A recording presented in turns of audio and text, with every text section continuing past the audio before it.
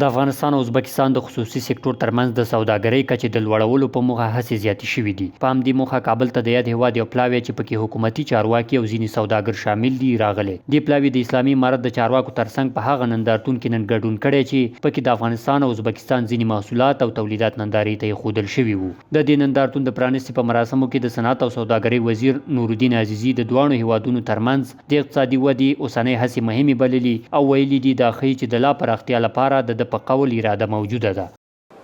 این بازدیدها نشان می‌دهد که هدف همکاری‌های دو کشور تنها محدود به گفتگوهای رسمی نیست، بلکه تلاش می‌شود که همکاری‌ها بر اساس شناخت واقعی، ظرفیت‌های میدانی، نیازمندی‌های بازار و فرصت‌های عملی سرمایه‌گذاری شکل گیرد.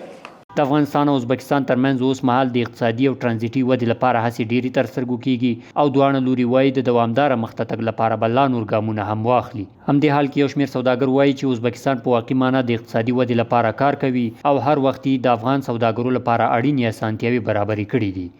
باور داریم که از طریق همکاری‌های صادقانه و دوامدار می‌تواند آینده بهتری برای مردم هر دو کشور بسازد.